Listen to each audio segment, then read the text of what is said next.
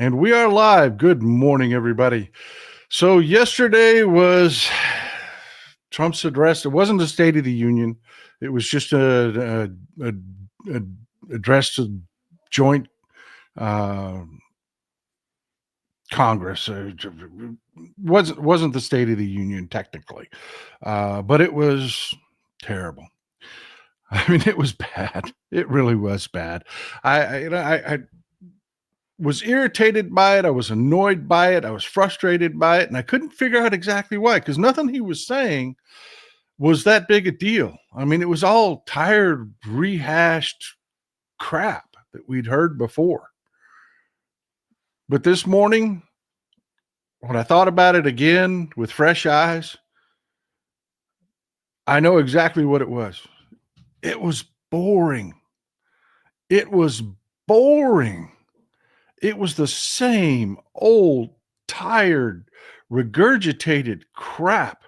It's the same old stuff we've heard for the last month that has just been knocked down one thing after with DOGE and everything. It was endless lying. Well said. It was endless lying. But yeah, it was just, it was a waste of my time, and it just annoyed the living piss out of me. But here it is. I mean, we've got to go through it. We've got to tear into it. Fortunately, Elissa Slotkin killed it. Senator Slotkin, who did the rebuttal, absolutely killed it. We've got a couple of video clips from her that we're going to show you. So let's just do it. Let's just dig right in. Let's get it done.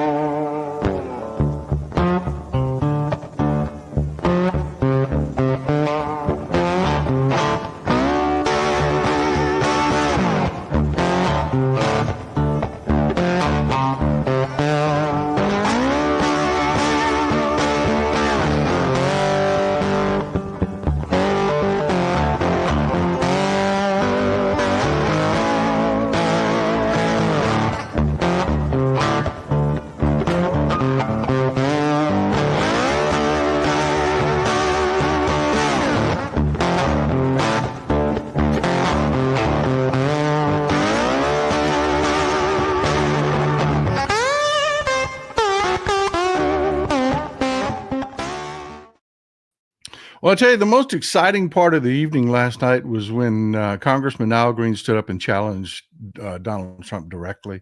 Donald Trump was just rambling on, and he didn't even do anything that. I mean, it wasn't like, well, I'll show you some comparisons in a minute, but he just challenged Trump and saying, look, you don't have a mandate to cut Medicaid. You don't have a mandate for any of this. And Speaker Johnson called the sergeant at arms and had him escorted out. That was it. That was the most exciting part of the evening. Was this moment right here. And kudos to Congressman Green for calling him out. And you can tell everyone was very pleased. Republicans looked like they were eating a sour lollipop. But it really was the most interesting. And as Congressman Green was escorted out, Max Frost stood up, took his jacket off, and as he walked out, you could see written on the back of his T-shirt, "No Kings Live Here." But Democrats did a good job. They did. For the most part, they did what they needed to do. Several got up and walked out. This is the group, including Jasmine Crockett, also from Texas, up near the Dallas area. Texas represented well last night. They did. Al Green. This is Al Green's district, the 9th district down in around Houston. So as we go through this stuff, we're going to do it a little different. You know, I normally go through the show, present you what I have to present you, and then we'll do a roundtable at the end of the show. And if we remember things that you were thinking during the show, we'll talk about it. A lot of times we don't get to it. I don't want to do it this time. Let's talk as we go. What did y'all think about this? Is the ninth district down by Houston? Texas represented well last night. What were your thoughts on that? How did you feel about Al Green? I was actually pretty proud of him. He wasn't belligerent. He wasn't rude. He wasn't, anything like that. He was just straight to, you have no mandate to do this. You don't. I appreciate it. How did y'all feel about that? You folks in the live chat.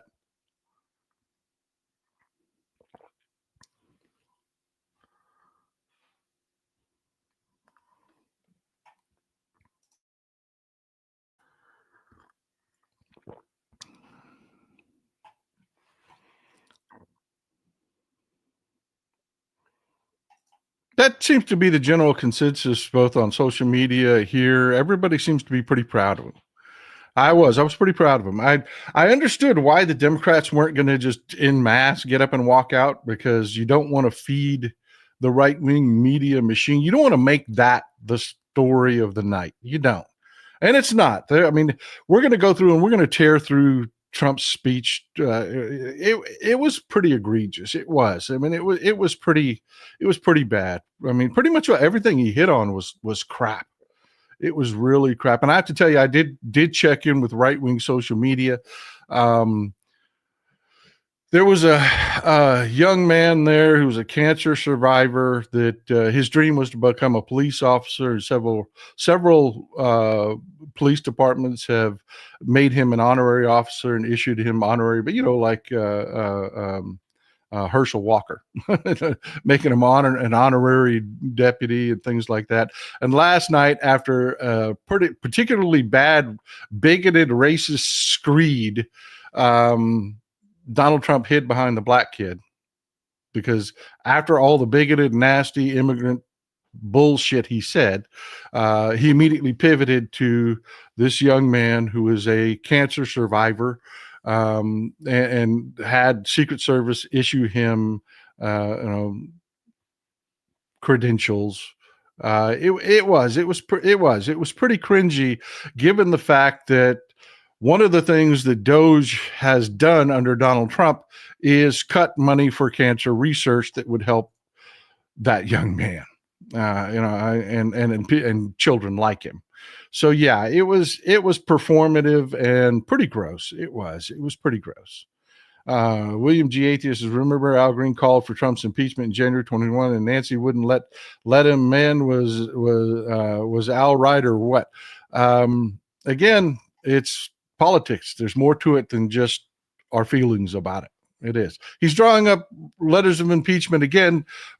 All well and good. It's going to be great. It's going to be red meat for the base, but it's politically not going to do anything, because we don't control the House. We don't have the votes to impeach him. It'll be performative. But yeah, way to go, Al. I mean, keep the base riled up. That's a good thing. That is a good thing. Forgive me. I got a thread on me here. I didn't see that. But yeah, last night the speech was pretty much universally received like I thought about. I did. It just really was bugging me. I couldn't put my finger on exactly. It was just so damn boring. USA Today, Trump's speech described an America that doesn't exist, and Republicans ate it up. But the truth is, it has all become painfully boring. And that's exactly right. That is exactly what I was feeling last night. And again, it just kind of hit me like an epiphany this morning. That's what it was. It was that same exact feeling when someone is talking to you and they're wasting your time. It is not something you want to hear, but you are just kind of, like, I was obligated to watch this nonsense because this is what I do, and it's that exact same feeling when you're being ear raped. You know what I mean? That's what it was. All around, yeah. Pretty much everybody said the exact same thing. He just lied his ass off through it. This is from The Guardian. Forgive me, I accidentally cut off the Guardian's banner on top, but this is from The Guardian. Great press, great paper. UK paper. Out-of-date polls to wrong aid amounts, fact-checking Trump's congressional address. The president's marathon address to a joint session of Congress was littered with false claims he's been corrected on, but continued to repeat.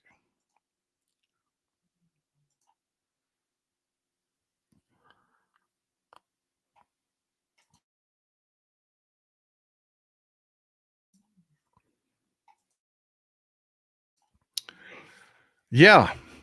So let's dig into it. First of all, Al Green, who was not belligerent, just said, really, literally just said, you don't have a mandate. That's all he said. But you remember this? You remember Marjorie Trader Green, the elevator flatulator, and her imitation of a howler monkey? She didn't get kicked out. Nope. She didn't get kicked out. You remember Joe Wilson here? He was the guy that screamed at President Obama, "You lie!" Y'all remember this moment? Turns out Joe Wilson was actually lying here, because what President Obama said, this was during President Obama's State of the Union speech. And during this exact moment, President Obama was knocking down the talking point about, guess what? Immigration. Republicans were lying about immigration, claiming that Obamacare was going to just be free insurance for illegal immigrants. And President Obama said, look, there's no way for an illegal immigrant to get insurance through Obamacare. They would never make it through. But, he was just explaining, no, it doesn't work that. And then Joe Wilson yells, "You lie, because I told everybody that it did, and I'm a liar." But he didn't get kicked out. But Al Green, yeah, kicked him out. And I will tell you, it was because he's black. I will tell you, it's because he's black. They don't ever treat a white member of Congress like that. They just don't. They don't. But let's dig into their, there's several different areas that was just bullshit. The first was, he claimed that the United States, we've given Ukraine $350 billion, and the UK's only given, Europe has only given Ukraine $100 billion. Well, that's a lie. I mean, that is just a lie. It's not true. We've allocated well over $350 billion. Well, we've only delivered 100. And then they cut off deliveries to Ukraine. And yes, the European Union has 100% delivered 138 billion. The European Union has done more for Ukraine than we have. Period. End of story. It's just math. And that was just a lie. One of many he sits there and tells his constituents, because they're stupid and they're uninformed and they want to believe it. They want to believe that all of their problems in life are because of things like, oh, Ukraine's been given all of our tax money, and it's a lie. It's just a lie. It's one lie after another. Another one is, this one I loved. You remember he was reading out, just going down numbers of, we stopped this with DOGE, we stopped this waste, and we stopped this waste, and this waste, and this waste. And then he comes across one that just really kind of, several of them more like that, but just to give you an example of how bad these are.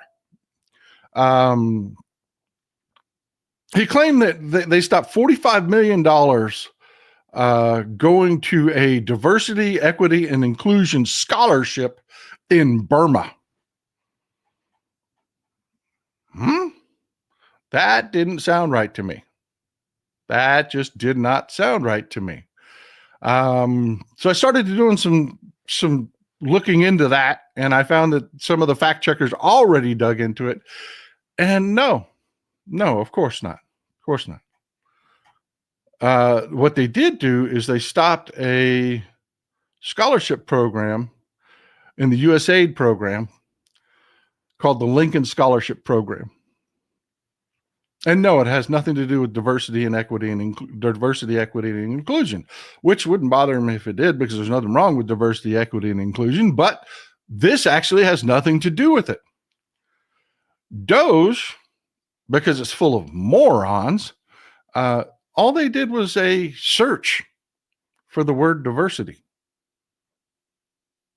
Yeah, they just did a search for the word diversity, and this scholarship pulled up. Why? Because this scholarship is designed to help those that are fighting fascism and abuse in Myanmar. It's to educate young leaders from diverse backgrounds. Yeah, they just did a word search and came up with the word diverse. So they claim they save $45 million on diversity, equity, and inclusion when it has nothing to do with it. To help young people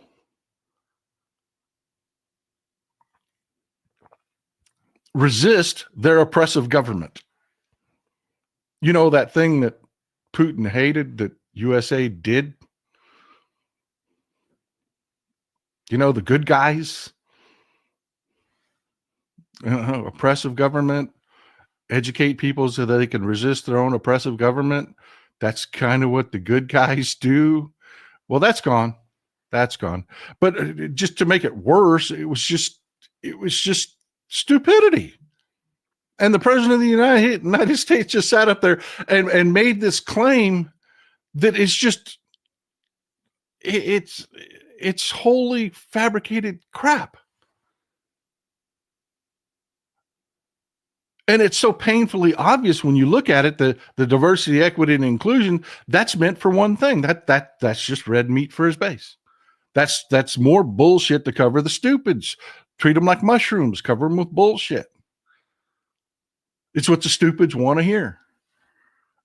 It's just one thing after another, after another, after another throughout the speech that is like that. The Social Security, debunked Social Security. Old 150-year-old people are getting Social Security. We did a whole segment on a previous show on that, where we explained how it's the COBOL programming language. They put a flag in there on an age when they don't have a birth date on someone. They put a flag in there that is so old that no moron would actually believe that this is a person that's actually living. Well, apparently there are morons out there that would actually believe it. If you'd like a detailed on it, I'm not going to rehash the section. We did, like I said, we did an entire segment on a previous show. We're not going to redo that. I'm going to direct you to this Wired article. They do a really good job of explaining it all. There's the title for you. No, 150-year-olds aren't collecting Social Security benefits. They explain it all. One of the things I was skimming through it. It was actually a pretty good article. I didn't catch this part of it though. No Social Security. They've got a 115-year cutoff. If your birth date is more than 115 years old, and they did an audit on this, these people are not getting checks. They aren't. They did an audit on this. This has already been roundly debunked, completely debunked. There is no fraud there. But if your birth date reaches 115 years old, the system is designed to automatically, it can't issue a check. For someone that would be listed as more than 115 years old, it requires an executive involvement to actually get the system to issue you a check. And they don't exist. It just doesn't exist. It doesn't exist. But there's a reason he keeps repeating that. And that's because he's coming for your Social Security. And he's got to keep telling his base that there's fraud and it's bad and they're really just saving it and everybody else is bad. And look at these. He claimed last night there was somebody that was 350-year-old supposedly getting a check, that it was some case of it. No, it doesn't exist. The system cuts off at 115 years. It cannot issue a check, period. Lori Yates telling farmers that's losing their farm that's been in their family for decades, have fun. I know.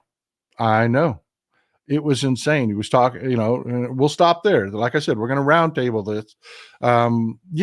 His comments to farmers, knowing for a fact that his tariffs are going to decimate farmers.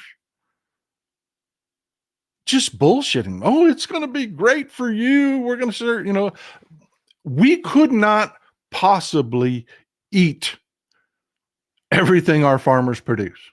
That whole, you're going to sell it here in America and this, that, no. There's a reason you see painted on the side of barns. My family is from Iowa. It is farm community down in southwest Iowa. My family comes from Wisconsin historically. They just farmers. They are. You will see when you travel that area painted on the side of barns, we feed the world. Farmers know. Farmers understand. They know.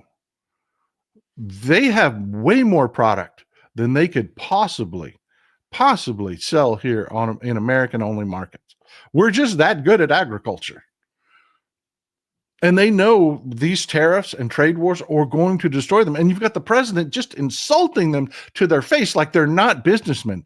I'm sorry. Every farm you see, especially a major farm, it's a business, folks, and they understand. And to just insult them to their faces like that, enjoy what I'm doing to you. It was disgusting. That's my job, brother. That's my job. Thank you. I appreciate that. I'm going to invite the musician on that actually played that. I am. There's two musicians that actually, the opening is one and the closing another. I'm going to invite them on the show sometime. I am. Bigotry. The number one reason, bigotry. Republicans have been selling. Go back to Joe Wilson. That was way back in 2008. He was still selling the illegal immigrants are going to get free health care and you're going to have to pay for it. It's bigotry. They have been selling bigotry for decades. Nixon was selling bigotry. It is white bigotry. And I saw a map the other day. I should have, I was thinking about actually including this, but it's over a minute long.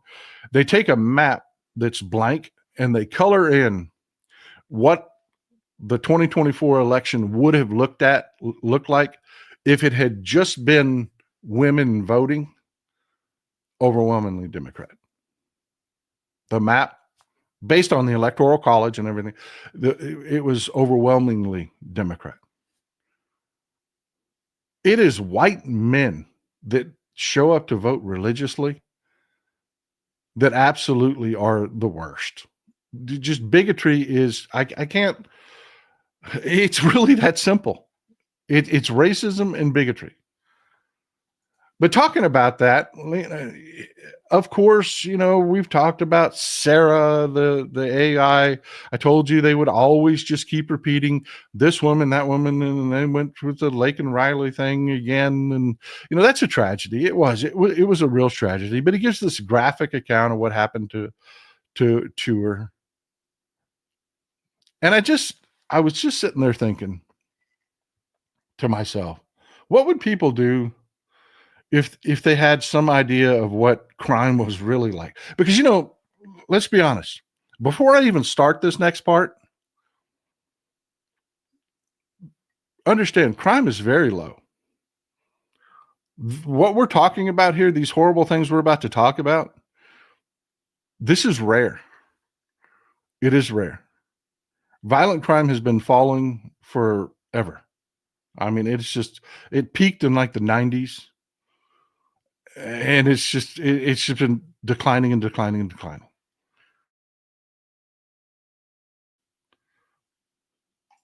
And you are correct. Cruelty is the point. And forgive me if the internet is acting up a little bit and I'm a little pixelated. I do apologize. We had a windstorm here yesterday. I'm actually running on battery power right now because the power has cut out, and it'll come back on, but it's been going off and on the entire time in our internet services. I've tried all three redundant systems. Forgive if I'm slightly pixelated. I apologize. Texas infrastructure, Republican run Texas infrastructure. But let me give you some idea. This is Dennis Rabbit. They want to talk about immigrant crime. This is Dennis Rabbit. Dennis Rabbit has a moniker. It is the Southside Rapist. He pled guilty to raping 20 women in St. Louis, Missouri. But he's suspected of nine more that match his MO perfectly. But he was convicted of raping 20 women in Missouri. White guy, born and raised. Absolutely. Horrific crimes. He, of course, it all goes back to his mother, and this, I won't get into it. It's craziness. I won't. I was going to explain it all, but I'm not going to. It's just insane. But he would sneak up to women's windows, and it always started with voyeurism, peeping Tom activity. And then he would break in and rape them at knife point. Yeah. White dude, American white dude. This is Kevin Coe.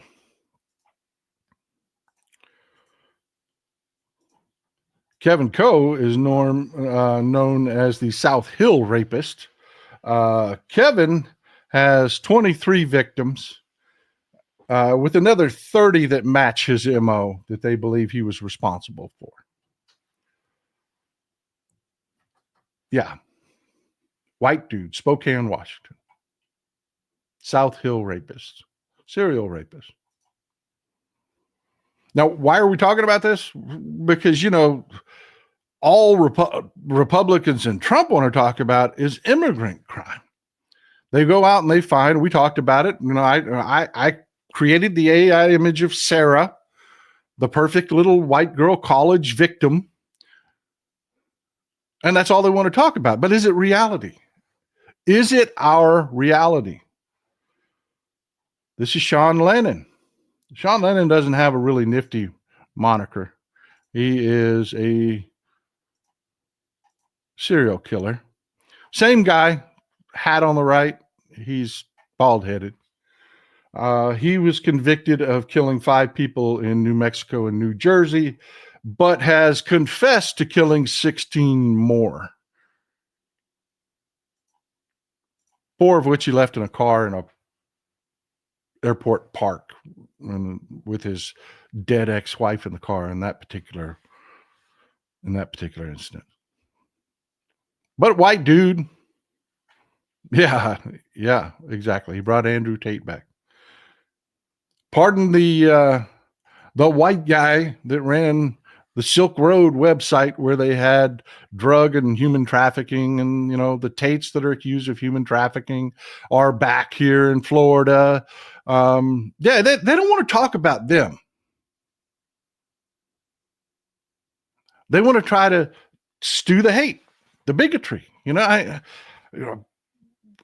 know it sounds like I'm being oversimplified, but I'm not. It's really just bigotry. It's white racism. Keeps the Republican Party alive. Let me ask you a question. You folks are smart. What percentage of serial killers in America are white?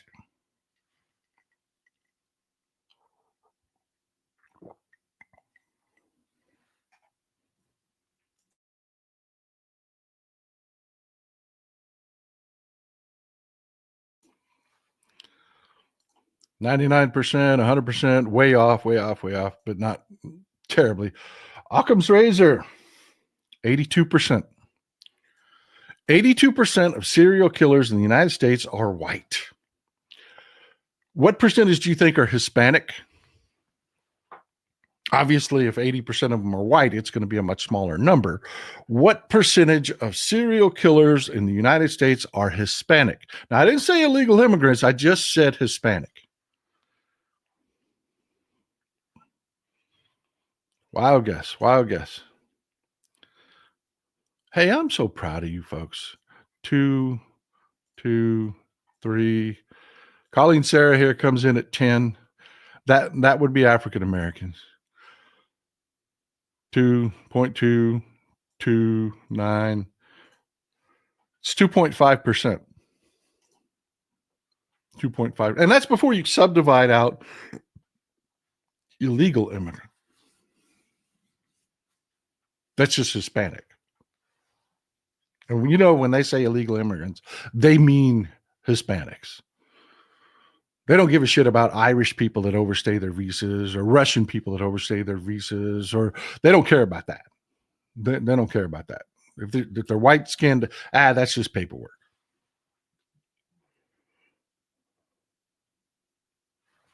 Folks, none of this makes sense. None of what they say about immigrants makes sense. If you wanted to decrease crime, you would bring in more immigrants because they would dilute the number of criminals we have here. It's just a fact. It's just math. It's just freaking math. But they keep going on and on and on about stuff and just saying one falsehood after another.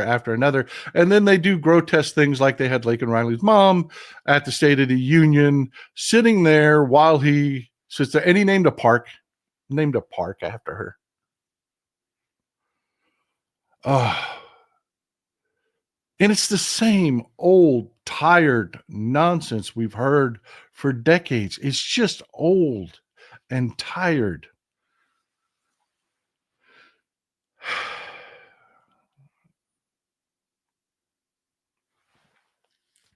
This is another one that just, the right wing is just on fire about this one. He claimed that a school socially transitioned, in other words, took a child and made them transgender, essentially, a child without telling the parents. And they had the mother there to give an example, to say just how, it's to prove just how true this is. This is January Littlejohn. She was at the State of the Union speech last night. And while Trump told a completely 100% false story. See, January Littlejohn sued the Leon County School District, Leon County Schools. She has cost them a dump truck of money in legal fees. This is Leon County. This is Tallahassee. It's the county surrounding Tallahassee down in Florida. But her case was thrown out of court. This is and Trump didn't invent this. Thanks for the support, David. I appreciate you, man. I do. I appreciate you. Here's the thing. It's crap. It is crap. Their case has been thrown out of court. It was first started by Ron DeSantis, Booger Ron. Booger Ron, told the story first about how he was just going to put an end to this. Schools were sitting there, you've heard the story before that Trump has said. Like I said, it's tired and it's old, but he's just rehashing the story, and he's trying to make it seem true by bringing this woman to the State of the Union. But all he has done is embarrass himself. You remember how he says you drop your kid off at school and then you pick them up and they're transgender, like they did freaking surgery on your kid over lunch or some stupid shit like that. He's been saying it forever. He's trying to make it seem true, and he just outed himself because January Littlejohn's lawsuit against Leon County schools has already been dismissed, thrown out of court. Why? She alleged that the school colluded with her child to socially transition them behind their backs without telling them, knowing there were emails from her to the school talking about this. The school didn't initiate this. Her child did. This is just one of the email exchanges she had with a math teacher, and the math teacher was designated on being the contact person for students that are members of the LGBTQI community. If they are harassed or bullied, or, or a safe person they can talk to that's not going to judge them or attack them. January Littlejohn's child had gone to this person. January Littlejohn emailed this person, and this is the exchange. The teacher's, part of the exchange. She says, "Would you like me to share this?" And they've redacted January Littlejohn's child's name, "with other teachers, or are you telling them thanks again?" January Littlejohn replies, "I honestly haven't gotten that far. Whatever you think is best, her child can handle it." And they don't even put the pronoun in there. The teacher responds, "If your child really wants them to do this, we really need to tell them. I can do it for you if you'd like. I'm even the safe space ally for," they didn't name the school, "for LGBTQ students." Mother: "That's wonderful to hear." January Littlejohn: "That's wonderful to hear. This gender situation has thrown us for a loop. I sincerely appreciate your support. I'm going to let my child take the lead on this."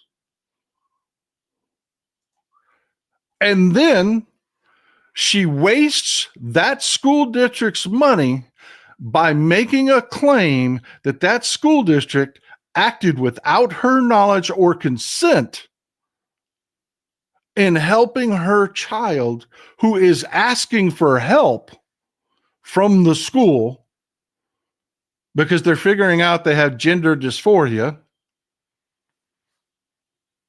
So the school says, "You know what? We don't want this kid bullied. We got to figure this out. There's going to be some changes here. They're going to be let's focus on the education. Let's get the kid educated. Let's nip this in the bud. We'll deal with it. We'll just deal with it." She claims they did it all with that. They just the kid decided one day she wanted a nickname, Jay, and wanted, or he wanted, I'm not going to get into the kid's identity, wanted a nickname and to change pronouns. So the school talked to the parents. She lied. She lied when she said that. Trump lied in the State of the Union speech to his base, trying to make his bullshit story that he always tells seem true. It's not true. It's never true. And Hummingbird, thank you for the support. "I no longer cannot articulate how grief-stricken I am for my country, children, and grandchildren." I know it is rough. It really is rough.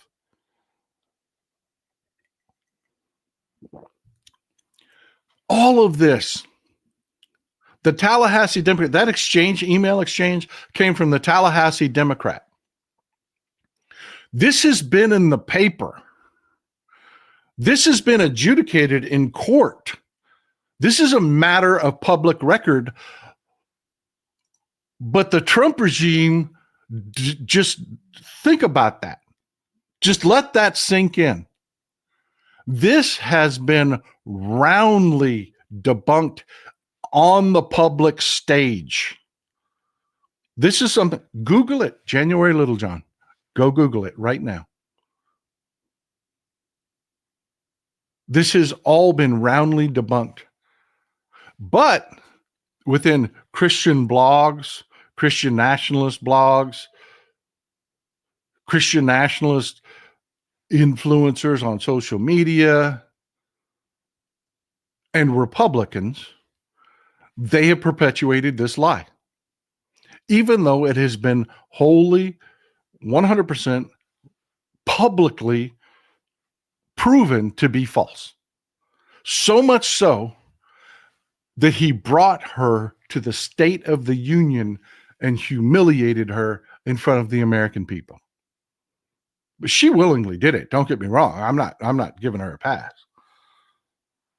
Yeah, it was. It was. They were sitting there carping like seals, and it's just all roundly debunked crap. Yeah, exactly. You can't get an aspirin from the nurse because they won't do it, but they want to pretend like you can have transgender surgery or just have it's insane. It's just insane. Jeanette Cook, thank you for being here. It is. It really is, Terp. It's really like we're living in a bad dream. And I got to tell you, it's me. It's me. When I say me, it's middle-aged white guys. They want to hear these lies, and they want to hear these lies so bad they'll accept them. They will accept them 100%. Here's another lie that these Republicans want to hear. Government's bad, right? How long have they been saying it? Government's bad. Waste, fraud, and abuse. This is just wasting my tax money. That's what they want to hear because they don't want to pay taxes. Nobody wants to pay taxes, but they don't want to pay taxes, so they want to hear it's being wasted so they don't have to pay taxes. Thanks for the support, Pamela. I appreciate it. But this whole DOGE thing has just been, again, he's sitting there and he made claims about savings and shit that's just not true. It's just openly, publicly been debunked already. I mean, what they're talking about in this article, if you go to the DOGE website, they had to repeal because the stupid typo where they took $8 million and represented it as $8 billion. That's 8,000 million. $8 billion. And they had to correct that. They've had to correct multiple things where they claimed, we saved this money and this money and that money and this money. They're off. They're down to like $9.5 billion they're claiming, but they are off, easily proven without digging into it, by $4.8 billion. They're not saving anything. Saving a huge number of these contracts that they're talking about are what's called a blanket purchase agreement, or a BPA. And what a BPA is, all right, I'll give you an example of a BPA. Say you're FEMA. Or no, even better. Let's say you're the EPA, right? You've got to manage and you've got to handle spills. You've got to manage contamination. You've got to manage mine collapses. You've got to manage things that are happening real time right now in emergency situations. Now, if that's happening, the way it really used to work like this, folks, oh my God, it was awful. The way it would work is if an emergency happened, they would have to contract out. And to generate these contracts, they had to take bids, and then they had to compare bids and then approve the bids. Meanwhile, we have a mine that is leaking poison into the water system, half a mile from the mine. And it's continually happening. while the bidding process is going on and all the other stuff. Then they came up with a system that said, you know what? Well, in emergencies, we should probably have a system to where we didn't have to bid. No bid contracts. We'll just give you the authority in an emergency to go contract with somebody. Well, they said, well, that's a pretty good idea. But we get really screwed when we do it that way, because they know we're hurting. They know this is an emergency situation, and they jack those prices. So how did they fix that? Vincent, I appreciate you, my friend. I really do. Taylor Franklin, I appreciate that. So how did they fix that? BPAs. What a BPA is, it's a contract, a pre-negotiated contract where you say, look, I know we got a mine here. It's a copper mine. And we know that there can be leakage. We know that there can be accidents, and we may need to move a lot of dirt fast. So you, Mr. Dirt Moving Company, with all your belly dumps and end dumps and excavating equipment and whatnot, if I needed to contract with you, let's negotiate a contract in advance. And every couple of years, we'll revisit it because of inflation and cost, but we'll have a set contract with you just in case. Now, have you paid that person? No, not at all. You just negotiated a contract for just in case services, in case, let's say, there's a mine collapse and you've got 100 miners pinned and you need somebody with equipment that can work in a mine environment, which is pretty specialized equipment, and you need to dig people out. You have contracted in advance, not an emergency rate. It actually makes us more efficient. They're canceling those contracts that have not been paid. They're just what if precautionary contracts. Colleen Sarah, his rant about Dems not smiling, cheering, and applauding, even if he cured an unknown cancer, was pathetic. Yeah, it really was. It really was. The whole thing was just that goes back to the young man that had cancer. That's what they're talking about on right-wing media, is that we Democrats disrespected a kid with cancer because we just didn't clap loud enough at the spectacle that they put on. And Hummingbird, my daughter lives in Canada. She's worried about me and said she wants to come get me and her disabled sister and take us up there as refugees. I tell you, I understand the sentiment. I really do. George Allen, the opening, Trump was leaning down on the podium. Did you see that? Yeah, he is. He looked his voice, he was very tired, very weak. It was and the Republicans were doing the best they could to try to look excited, but it was just sad. Yes, some of the contracts that they're claiming that they closed don't even exist anymore. But yeah, a huge percentage of those are BPAs.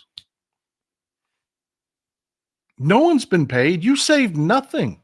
They're just what if contracts to save money, to improve efficiency. You're literally making us less efficient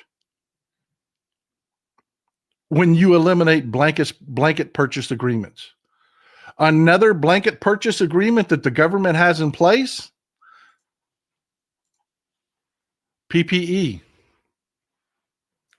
masks, gloves, face shields, gowns. Remember the trouble we got into with COVID? Here we go again.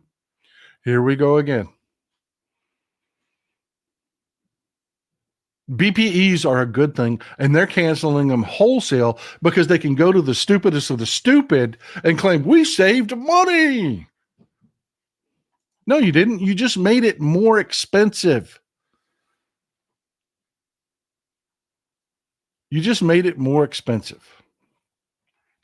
And I mean, it's not just that. Talking about his approval rating and his mandate.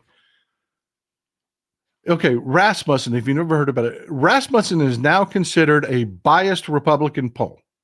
because it was outed that they were working directly with the Trump campaign. They were, instead of just doing generic polling like they were presenting as it was, they were actually colluding with the Trump campaign and giving them polling information during the campaign. So now everyone has labeled Rasmussen a Republican biased pollster. So Trump claims that people just love what he's doing. America just loves it. No, the polls he quoted were from Rasmussen, and B, he even with Rasmussen had to go back several weeks and cherry pick a poll. You know how those outliers can work. When you want to poll something, you can't just take one poll. You'll get outliers. He had to go find an outlier from Rasmussen. This is really what America thinks about what he's doing. You know, Al Green was right. He has no mandate. 3 in 5. This is from Ipsos Reuters. 3 in 5 Americans. This is today. This isn't cherry picked from weeks ago. This is today. Look at the date. March 5th. That's today, folks. 3 in 5 Americans say the cost of living is going the wrong direction. And it's not just right track, wrong track on the cost of living. The national economy in general, 31% believe we're in the right track, 51% believe we're in the wrong track. National politics, 33% say right track, 50% say wrong track. American foreign policy, 33% say right track, 49% say wrong track. Employment and jobs, 33% right track, 47% wrong track. The only place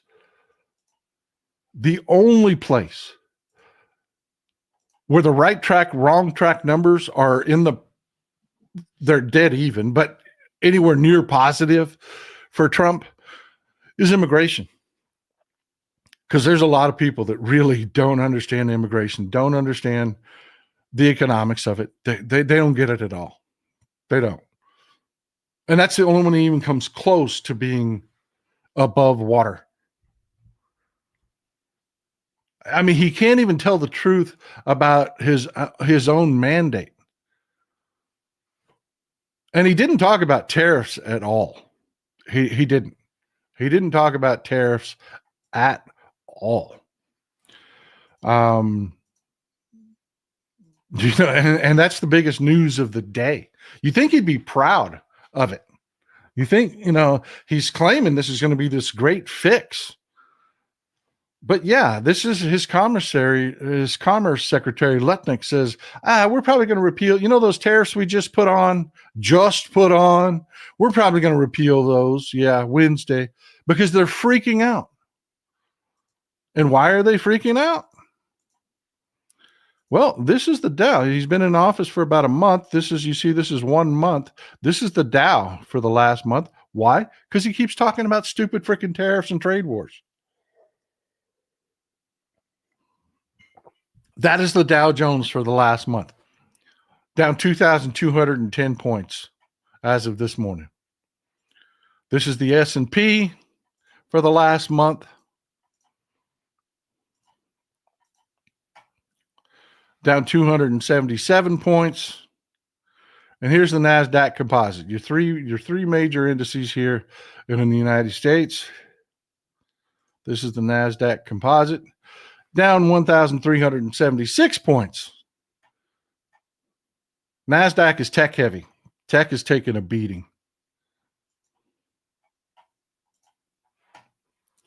No wonder he didn't want to talk about tariffs, right? Every time he opens his mouth about tariffs,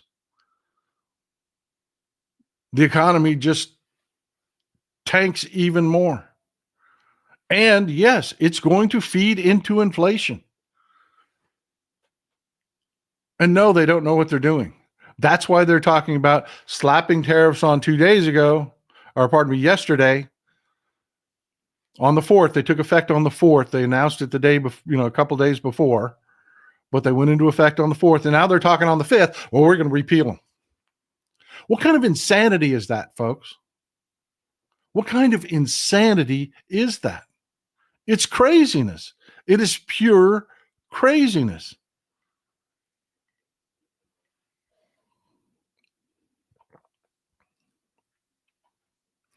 And the one thing he did say about tariffs was, and this is, the more he talks about this, the more the markets are going to tank.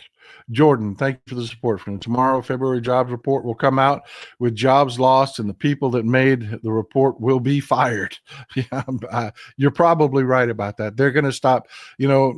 Like they said about COVID, if we stop testing, we'd stop getting bad numbers back on the number of people that are sick. They're going to start doing the same thing with the economy. They really are. The one thing he did say about tariffs was just a nightmare.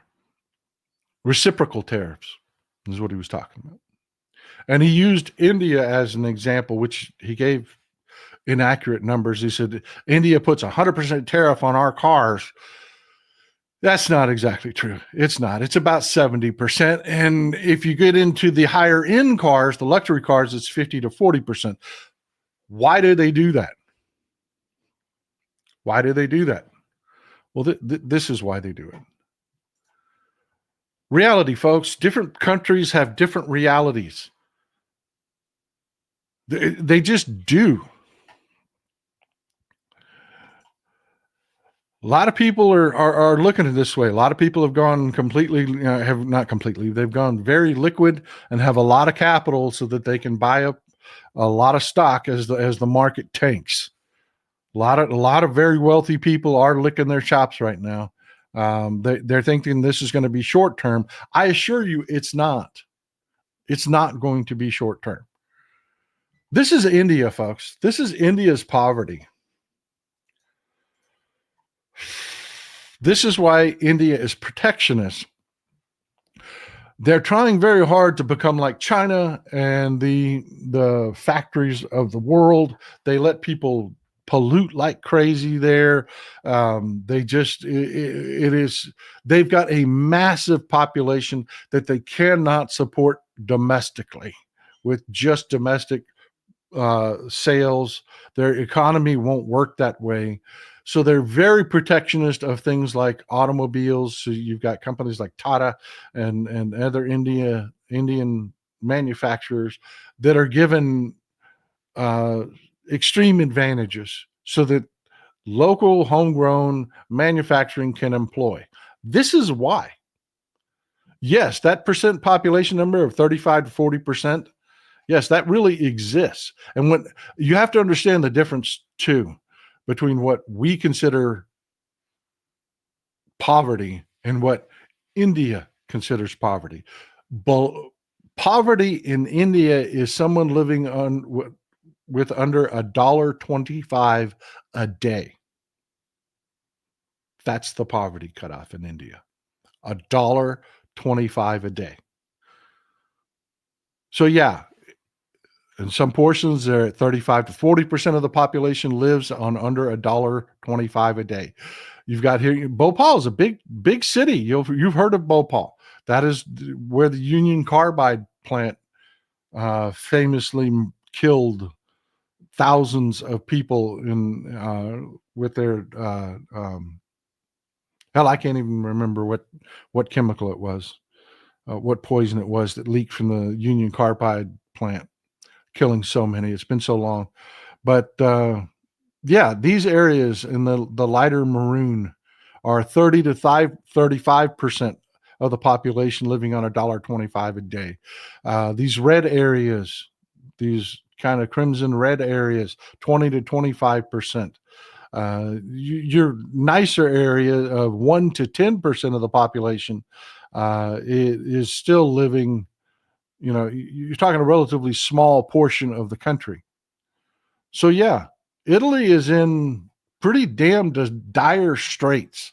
So they, not just our goods, European goods, Chinese goods, they very much protect. I love you people so much. I love you people so much. I do. I do. I love you people so much.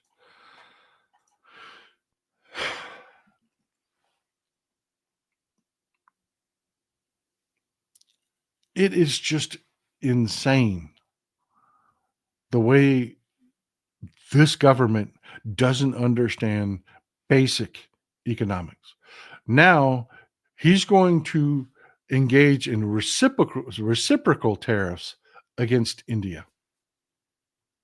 Every tariff they charge us, actually they're charging their own people to make our goods more expensive there so that people buy Indian first. He's going to slap a reciprocal tariff on them.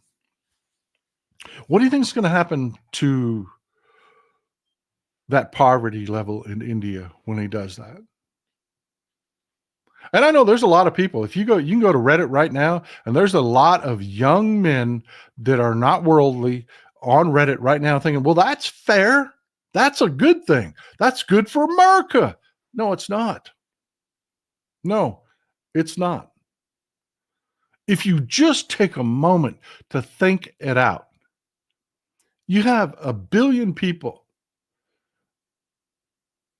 And if you have a massive number of them, folks, 1/4 of the world's impoverished population is in India. 1/4 of it. If you double that, what's going to happen? Look at it from medically, what's going to happen? Brian Peachy. Once USA meant something, now we're just a shadow of what was the envy of the world. It's going south fast. We're going to have a lot of work to do. Cesar Para, appreciate you being here, man. I do. What do you think is going to happen medically if you double that poverty rate in India?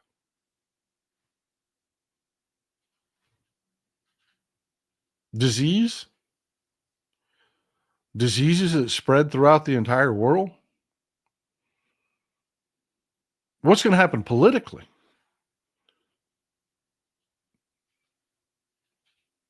Are you going to see radicalism? Are you going to see bad people recruiting? Are you going to see terrorist organizations recruiting? They already do. You're just going to make fertile ground. Poverty is a bad thing anywhere. And the economics of trade between countries is complex for these reasons. And you've got Donald Trump and the Trump regime and the Republicans who are willing to just sell to anyone. They'll go to a person, take their worst instincts and their worst beliefs, and they'll say, your fear is right. And let me make a policy that feeds to your fear. That's not leadership, folks. That's manipulation. That's manipulation.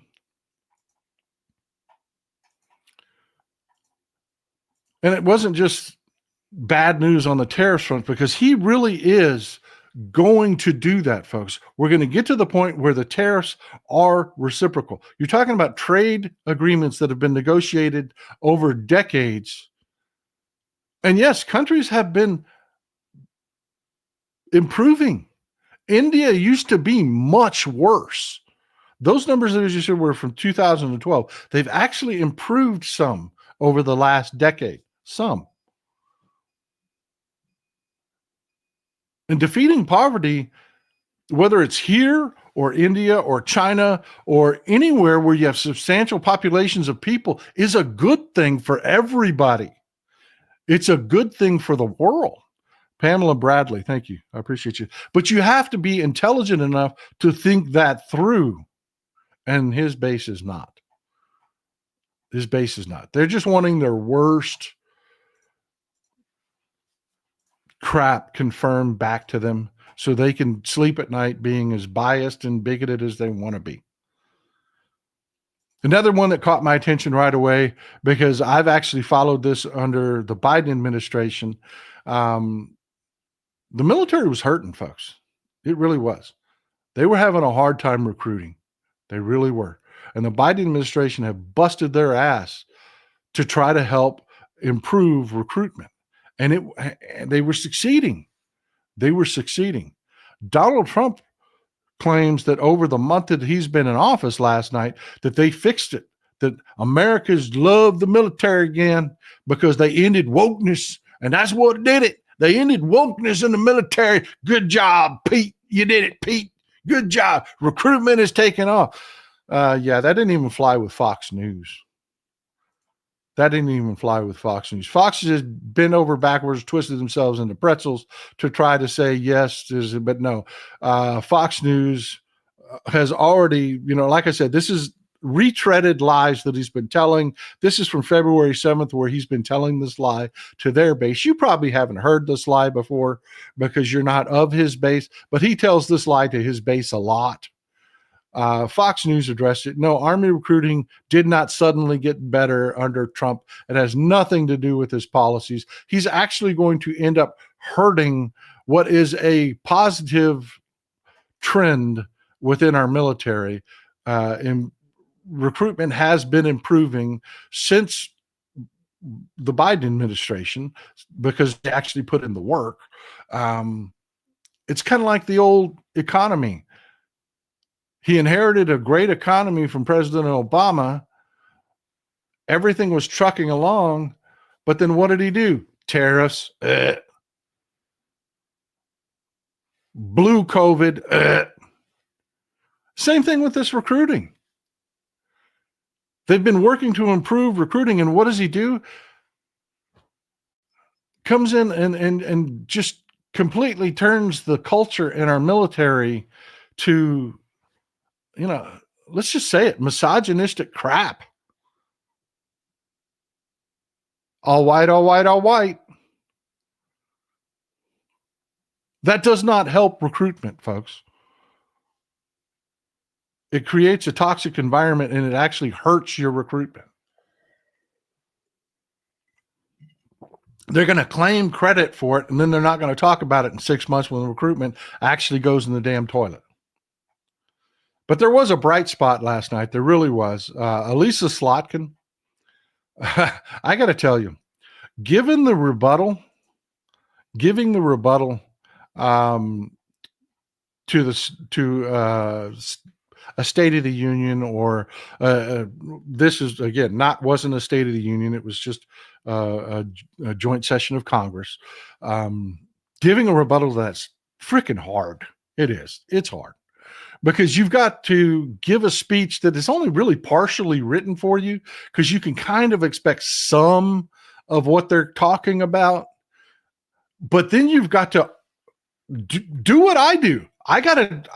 Folks, I got to come up with something to talk for an hour and a half to 2 hours the morning of. Because I never know what the big news story is going to be for sure. I mean, I've got some ideas, but you've got to be able to do this. You've got to be, people ask me all the time, Paul, how can I do what you do? I want to do what you do, man. Guys, okay, go talk somewhere for an hour and a half to 2 hours on a subject intelligently, in a way that people want to hear it. Go do that. That's how you do this. Practice. Go do it. Same thing with the response to the State of the Union. It ain't easy, man. It ain't easy. And if somebody that actually talks for a living, I'm telling you, even the people that dirt in, even the people I don't agree with, even the Republicans, y'all remember this disaster. Marco Rubio thought he was just going to make his career, man. Just going to make his career. You remember him? He had such dry mouth, man. He was sucking on that water bottle like it was like his life depended on it. I mean, just giving a speech, talking this, that, and the other, this, that, and the other, and then talk for a few minutes, and then and it wasn't that long of a speech. Oh my God, people gave him hell for that. But the worst one was the last one. Y'all remember Katie Britt? Oh my God, this was painful. Y'all remember Baby Fundy voice? Y'all remember Baby Fun? She gave the entire speech in that whacked out, weirded, and nobody even remembers her speech. Nobody remembers a single point she made, but they all remember that creepy ass. It was bad. I mean, it was bad. I mean, I don't know about you, but I see that picture. I kind of have a visceral reaction to that picture because I remember watching that speech. What the hell? You know, who the hell thought this was a good idea?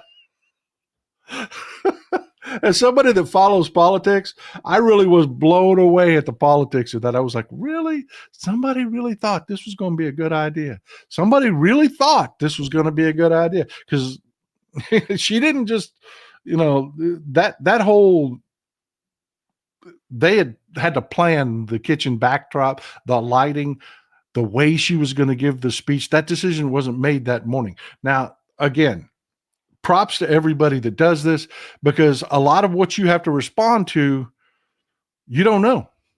You don't know what's going to get said. And you've got to be able to speak on the fly. That's the whole point of what I'm going here. Glenn Kaneko, I could just not bring myself to watch that liar at you. I'm telling you, I quit. I did. I quit. I couldn't do it. I was just, and again, I could not put my finger on what was driving me so nuts about it, because nothing he was saying was impacting me. It was just this agitation. And it was because it was boring and tired. It was the same old retreaded crap. But then I went in, I took a break, got a glass of water, and came back for the rebuttal. And man, I got to tell you, Elissa Slotkin killed it. I've got two clips for you. I'm going to play for you. This is Elissa Slotkin. She is the senator from Michigan. She's the junior senator from Michigan. She was a former Central Intelligence Agency analyst. She speaks Arabic and Swahili fluently. Let's see. During the Iraq, she served multiple tours as a CIA analyst in Iraq. She worked for the George W. Bush administration in the Iraq portfolio, or the section of the National Security Council. During the Obama administration, she's been doing this for a long time, folks. She is sharp. She is really sharp. She's the Democratic senator from Michigan. Under the Obama administration, she worked in the State Department, in the Department of Defense. And her last gig from 2015 to 2017, she was the acting Assistant Secretary of Defense for International Security Affairs. So when she speaks, you should probably listen to what she has to say, right? I mean,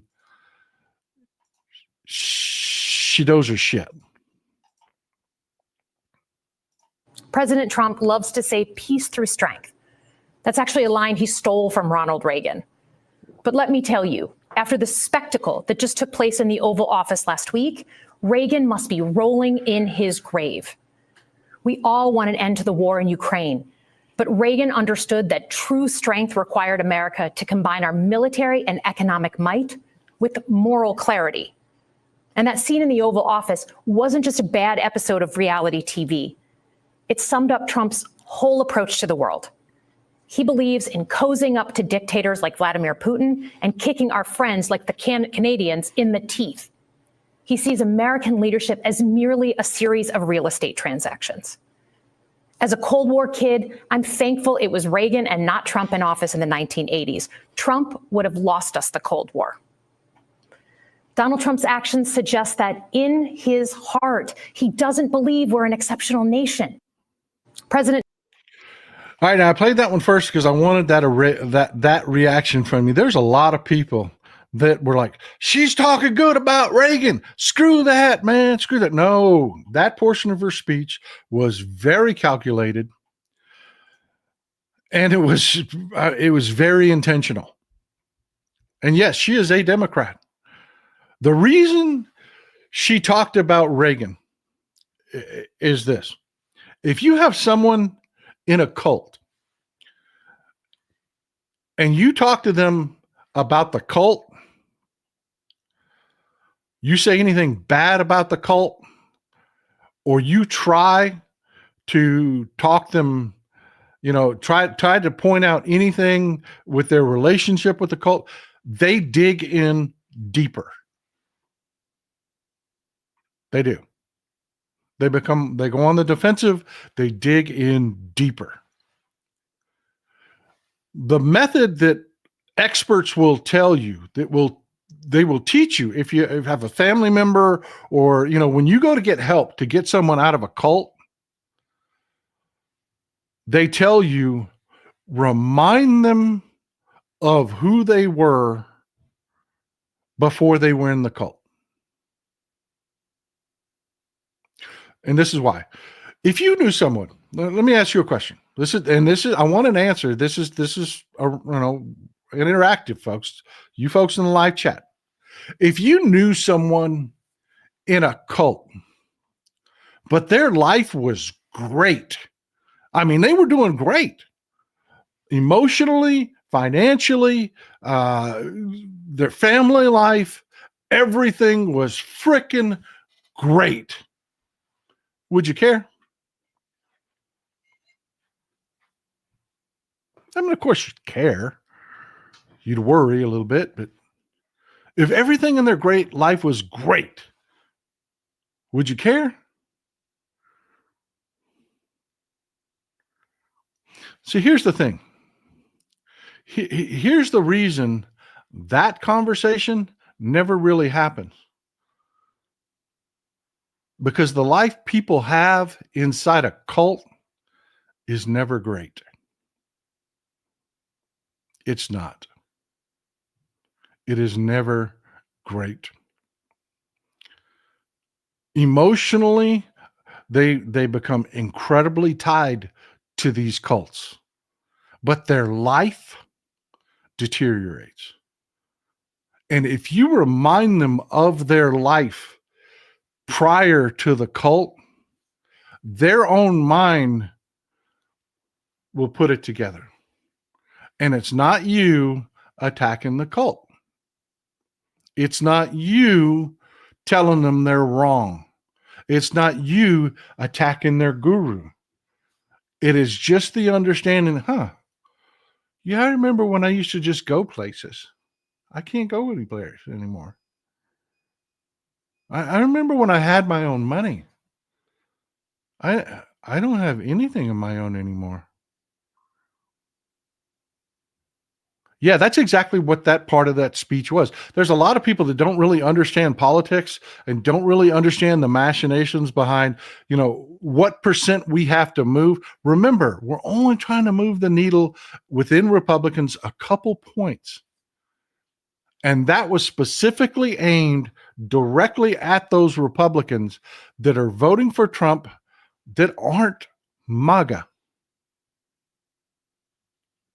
So yeah, there was psychology and strategy behind that portion of the speech, and she delivered it extremely well.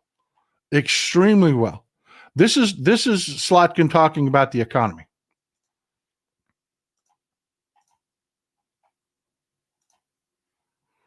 The president talked a big game on the economy, but it's always important to read the fine print. So, do his plans actually help Americans get ahead? Not even close.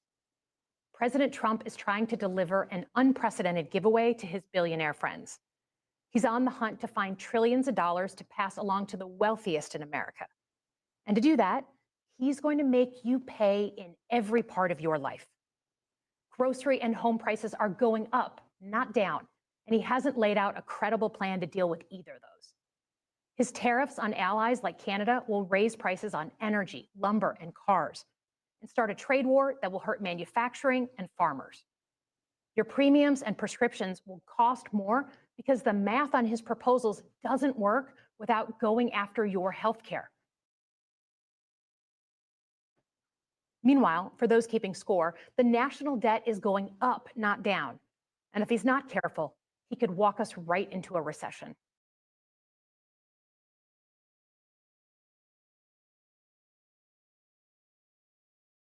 She nailed it. She did a good job. She did. She did a really good job. She nailed it. That entire speech, I have never seen a rebuttal speech that was delivered as well. I would, those are just a couple short excerpts. I would really say you can go on YouTube and you can catch her whole speech. And it was just fantastic. It is just fantastic. And I will tell you, after hearing her speech, that whole, every time I see Jasmine Crockett, or every time I see AOC, or every time I see Hakeem Jeffries judo the Republicans, every time I see him hold the caucus together in a vote, every time I see something political where I know that is skill, it is talent, it is the Democrats doing very well at politics, I get filled with pride. We have such a deep bench. And, I get a lot of people that I didn't know. I'll be honest with you. This is one thing. If I had to say, if somebody said, hey, name something Trump has done for you, I would say he identified for me that there are massive numbers of people that really don't understand politics or civics. They don't understand, the basic functions of government, who's responsible for what. And they don't understand politics, which is the manipulation of civics to your advantage. And I see a lot of people that are like, AOC should run the Democratic Party. I'm like, how do you think AOC got to be where she is? Yeah, she ran a great campaign. She did. She did that on her own. She took out a long-term, old school Democrat that just thought his election was going to be a layup, and he acted like it. She did a great job. She got out. She knocked on doors. She met people. She talked to people. Great. But at that point, she knew nothing of government. A little bit of a textbook understanding, but she didn't understand the machinations that go on, the negotiations within the halls, which factions, which companies, who can you reach out to? She knows none of that. She knew none of that at the time, past tense. How do you think AOC got to be who AOC is now? Which she's still not ready for leadership, but she's very effective. And she is sharp as shit. She is really, really freaking sharp. She's going to be an incredible leader. You give her another 10 years of experience. You let her go through what Hakeem Jeffries did. Hakeem Jeffries sat behind Nancy Pelosi and watched her operate, learn the relationships.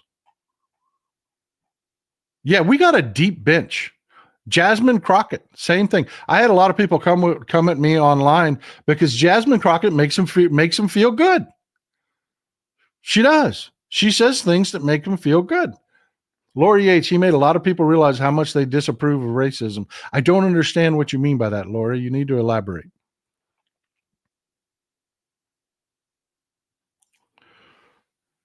Greg Casar, Jared Moskowitz, Ron Wyden. Exactly. We have a hugely deep bench.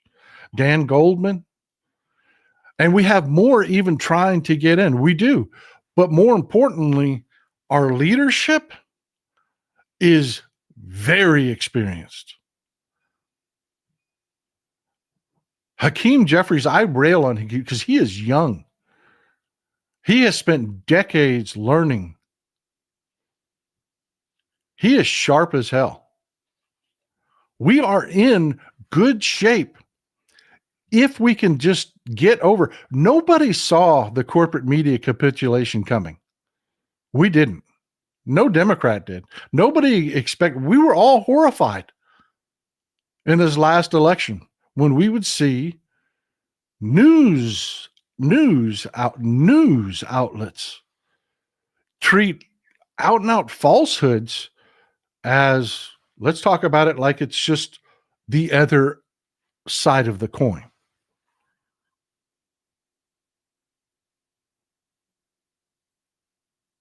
Democrats have adjusted.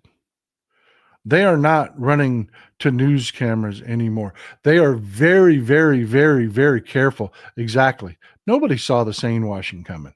Nobody. And they're really good. They're really good. And I watched Elissa Slotkin last night. And I got to tell you, for the first time, I was like, it's going to be okay. It's going to be okay. It really is. It's going to, if we do our part, it's going to be okay. Because they really are doing what do you want to do? If you've been voted into the minority, what do you want to do? You want to take everything your opponent is screwing up on and elevate it. And everything that they might have a leg to stand on, you want to kneecap them. That's just the war of politics. The Democrats are killing it. They are not allowing the corporate media to make them the center of the story. And I know that is maddening, and it is so counterintuitive because so many people, they loved what Al Green did. They loved what Max Frost did. They loved that Jasmine Crockett got up and walked out. They do. They love that.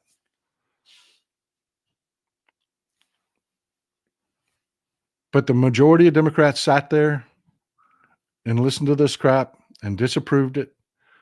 And they will be out there blowing holes in it. And they didn't make themselves the center of the story. They left the story being, wow, Trump just retreaded all over the same shit that you have been proving is a falsehood and a lie forever. He is not governing. This is not going to end well. And that's exactly what they need to be doing. That's exactly what they need to be doing. Yes, it feels good when a Democrat gets out there and gets his face on the news because they get a good barb in. That's good. That's good. It keeps us fighting. It feeds us energy. But it also feeds the right-wing talking sphere. And it also feeds the corporate media who love to do nothing more than shit talk Democrats.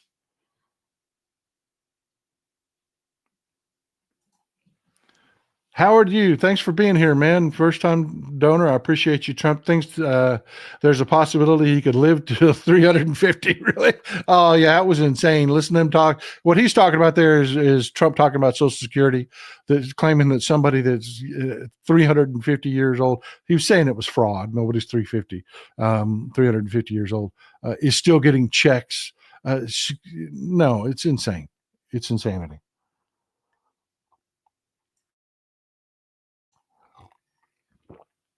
But I hope y'all understand. I hope y'all understand the policy.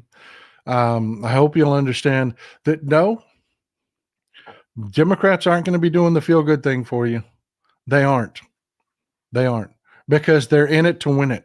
They're in it for the long term. They're not in it to win this news cycle. They're not in it to it's my job to call Republicans dumb fuckers. It's my job to call them liars. It's my job to call them. That is not the Democrats' job. The Democrats' job is to A, govern first, and B, be an acceptable alternative in this next election. Well, folks, that's what I've got for you today. I appreciate you. We're run over a little bit on today's time. So please enjoy some Texas cities at night.